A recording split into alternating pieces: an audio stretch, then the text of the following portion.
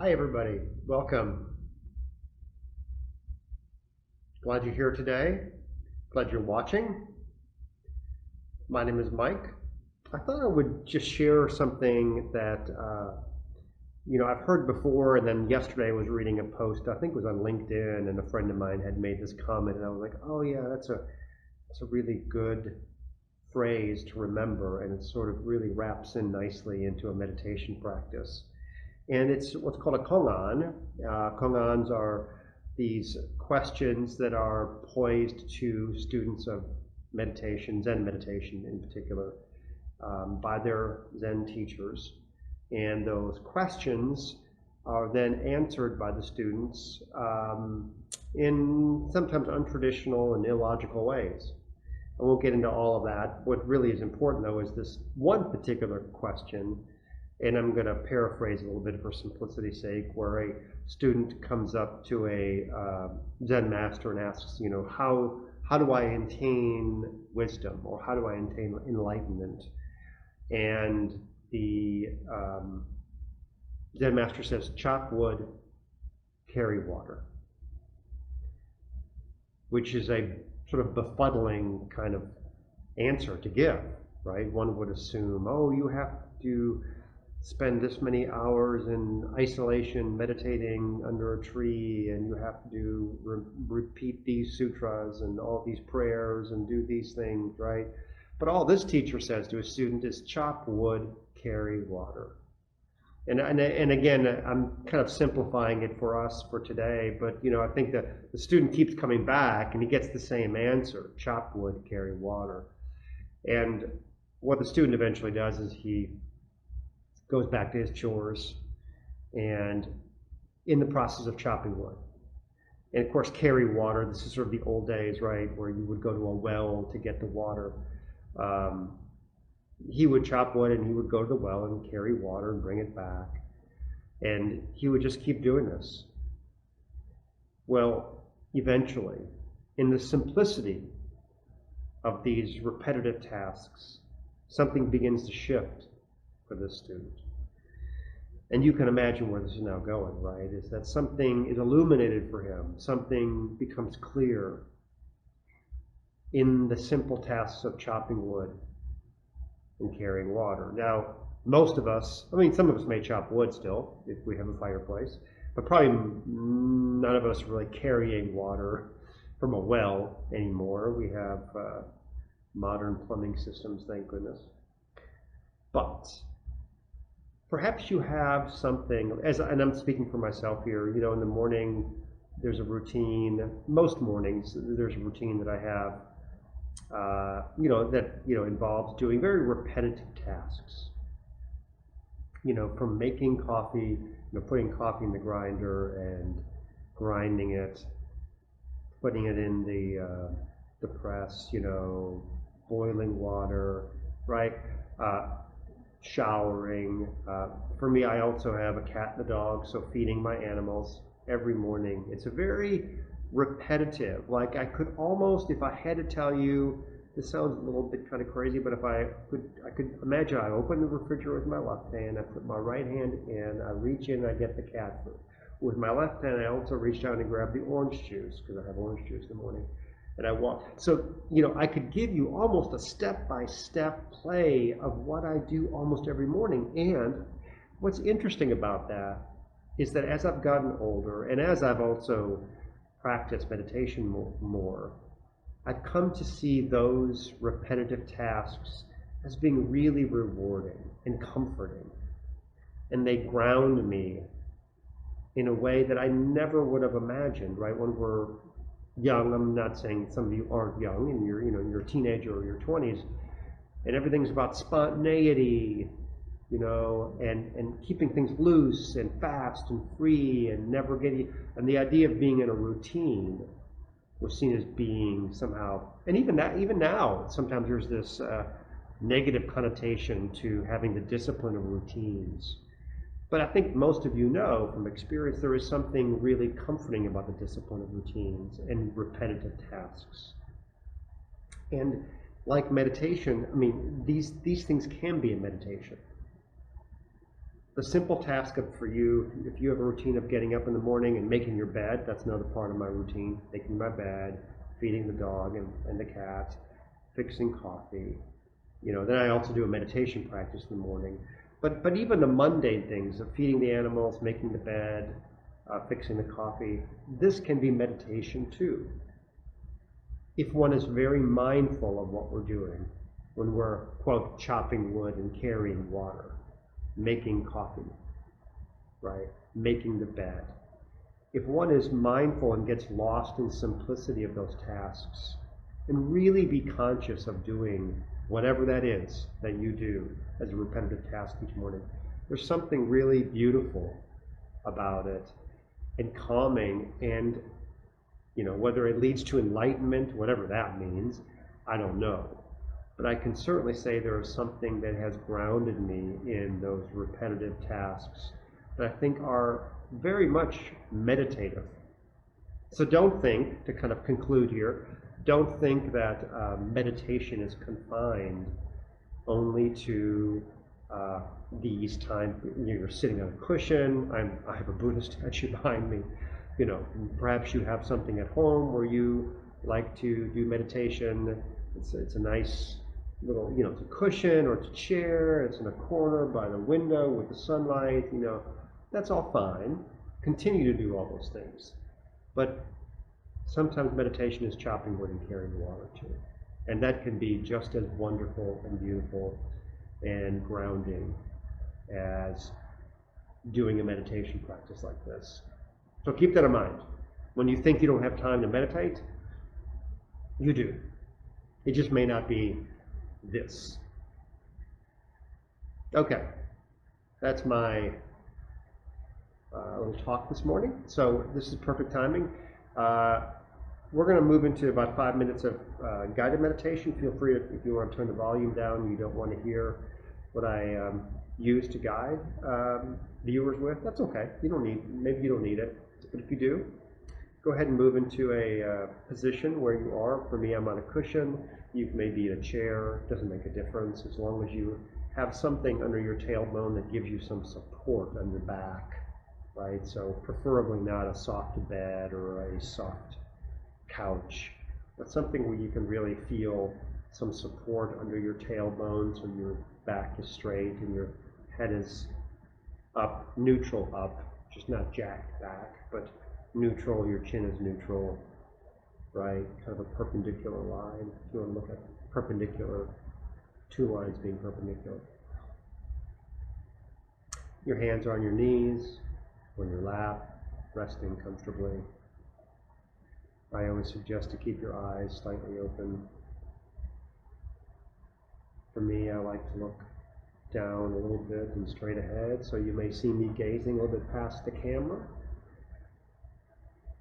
and off to the side. Again, just keeping the eyes slightly open so you stay alert and awake and realize where you are. It's important. It's not about being sleepy or dozing off or sort of going into a half sleep mode. We want to be alert, be in our bodies. So take a few breaths, nothing fancy. You don't have to manipulate it or exaggerate your breathing. Just allow yourself to sit, shoulders back a little bit, chin up a little bit, gazing straight ahead, softly, in the distance, and just allowing your breath to do what it normally does, but this time just watching it, being conscious of it.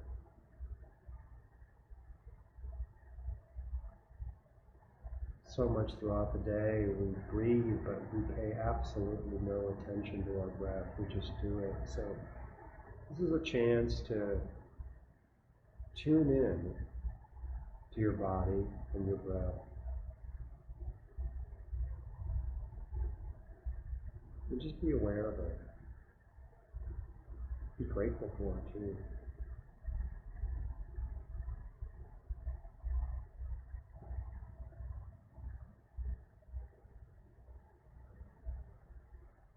maybe with each breath you feel yourself soften a little bit, and your arms and hands feel a little bit heavier in your lap, and your shoulders begin to relax a little bit more and drop.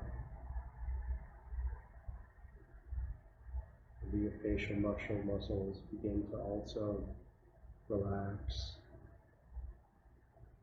A little bit of the tension of the morning is wearing you off. As you follow your breath, in and out.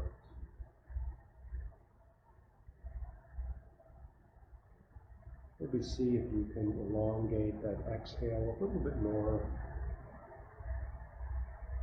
So you take the inhale like you normally do, driving the breath down deep into your belly. And this time as you exhale, starting at the bottom of your belly now, and pushing the air back out your mouth with a little bit more control till all the air is pushed out.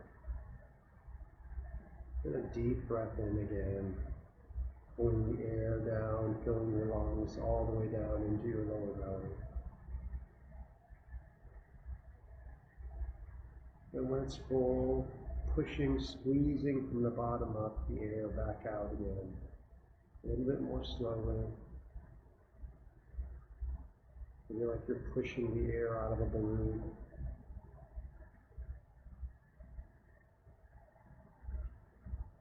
So just do that a couple more times, being aware of what you're doing.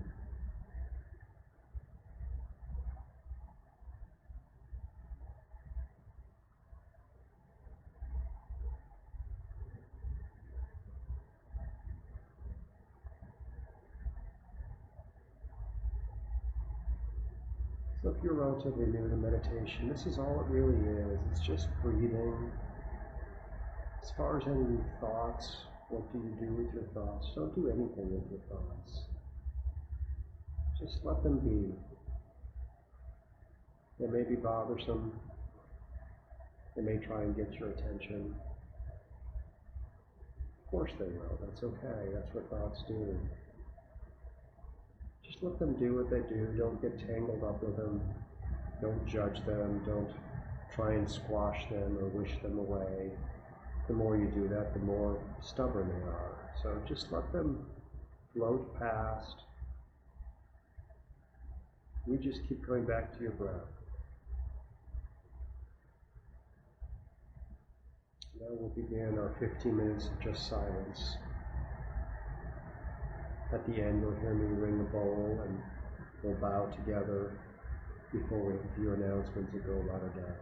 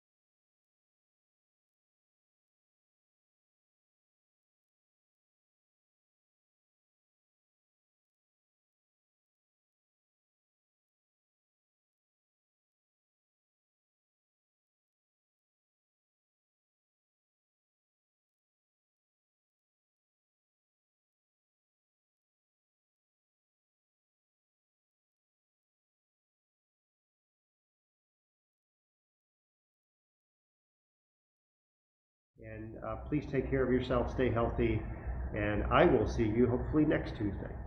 Take care.